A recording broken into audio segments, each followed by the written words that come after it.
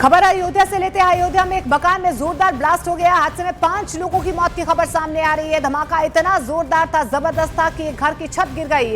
हादसे की सूचना पर उच्च अधिकारी मौके पर पहुंचे हैं। शुरुआती जानकारी के मुताबिक किचन में गैस सिलेंडर या कुकर फटने से यह हादसा हो सकता है। मरने वालों में 3 बच्चे भी शामिल हैं। स्थानीय लोगों से मिली जानकारी के मुताबिक मृतक रामकुमार कसौधन अपने घर में अवैध रूप से पटाखे तैयार करता था। बताया तो ये भी जा रहा है कि हादसा इतना भयानक था कि धमाके की गूंज कई किलोमीटर दूर तक सुनाई थी।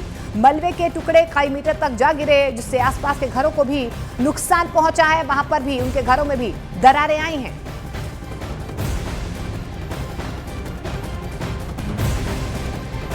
लोगों द्वारा पता चला है कि ये बारूद बना रहे थे, वही ब्लास्ट हुआ है। अभी 5 लोगों को लेके आई है 2 गाड़ियाँ। हाँ, क्या स्थिति यही है कि अभी लोगों को निकाल ही रहे हैं। हाँ, अभी लोगों को रेस्क्यू जारी है।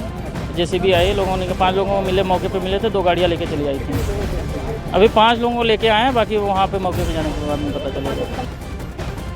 पगड़ा माफी गांव है, जहां पे एक मकान जो कि गांव के बाहर खेतों के अंदर बना हुआ है, उसकी छत गिरी है, जिससे कि काफ़ी बड़ा विस्फोट हुआ है। मौके पर आकर के सभी जो हमारी रेस्क्यू टीम है, पुलिस और प्रशासन के अधिकारियों ने तत्काल यहां पर रेस्क्यू ऑपरेशन स्टार्ट किया है। ये मकान मुख्य रूप से इसी गांव के रहने वाले पप्पू गुप्ता का है, जो अपने परिवार के साथ यहाँ रहते थे। तत्काल उनको और बाकी जो घायल लोग थे उनको शिफ्ट किया गया हॉस्पिटल में, जहाँ पर 5 लोगों को अभी तक मृत घोषित किया गया है। तो 3 तस्वीर आपके सामने है। देखिए, ये अयोध्या में घर में धमाका होता है। 5 लोगों की मौत हुई है, जिसमें बच्चे भी शामिल हैं। दरअसल पुलिस का ये कहना है कि सिलेंडर या कुकर फटने से यह हादसा हुआ है। और आप ये तस्वीरें देखिए, और ये भी इसको लेकर के जानकारी मिल रही है कि जो मकान में ज़ोरदार ब्लास्ट होता है, उसके बाद मकान की छत गिर जाती है। पुलिस मौके पर पहुंचती है और आप देखिए कि 3 बच्चे भी इसमें शामिल हैं जिनकी मौत हुई है। कुल मिलाकर 5 लोगों की मौत हुई है। और ये भी जानकारी मिली है कि घर में अवैध रूप से पटाखे तैयार हो रहे थे, जिसकी वजह से यह हादसा हो सकता है। और ये अब देखिए कि घर कैसे बिल्कुल नामो निशान ही घर का मिट चुका है। ये आप अंदाज़ा लगाइए, खंडर में तब्दील हो चुका है। कितना ज़ोरदार ये धमाका था, आप ये समझिए कि जिसमें 3 बच्चों की जान चली जाती है।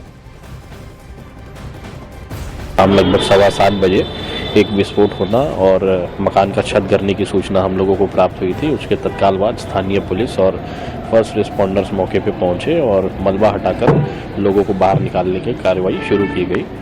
मलबा हटने के बाद कुल 5 लोगों को जिला अस्पताल भेजा गया, जिसमें से सभी 5 लोग मौके पर जिला अस्पताल पहुंचने पर मृत घोषित किए गए। जो साइट है वहां पर सभी जो मलबा है उसको हटा करके खंगाल लिया गया है और कोई बॉडी मृतक की या घायल की अभी कोई प्राप्त नहीं हुई है। और विस्फोट मामले पर सीएम योगी आदित्यनाथ ने संज्ञान भी लिया है। घायलों को उचित इलाज मिले, इसके दिशा निर्देश दिए गए हैं। तो 2 तस्वीरें आपके सामने हैं। 5 लोगों की यहाँ पर मौत होती है अयोध्या में घर में। देखिए कि किस तरीके से इतना जबरदस्त धमाका होता है कि पूरा का पूरा घर जो है वो ध्वस्त हो गया है।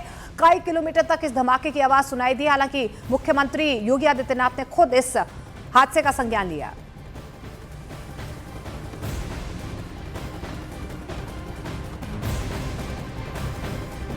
अयोध्या में एक दुखद घटना हुई है, जहां ब्लास्ट के बाद एक ही परिवार के 3 बच्चे और 2 बड़ों यानी कि कुल 5 लोगों की मौत हुई है। घटनास्थल पर हम मौके पर मौजूद है और ये वो जगह है जहां पर दुर्घटना हुई है। इस पूरे जगहों पर पूरे क्षेत्र को प्रतिबंधित किया गया है। इसके अलावा यहाँ पर अब जांच की जा रही है, बाकायदा जेसीबी लगा करके इस पूरे क्षेत्र की खुदाई की जा रही है। लेकिन दुर्घटना इतनी विध्वस्त है, जो धमाका था वो ऐसा विध्वस्त था कि पूरे मकान में कहीं पर भी एक ईंट नहीं बची है। फिलहाल जो मौके पर मौजूद सुरक्षा बल है उनका कहना है कि यहाँ पर सिलेंडर और कुकर फटा है, लेकिन इस तरीके की घटना पहले भी हो चुकी है।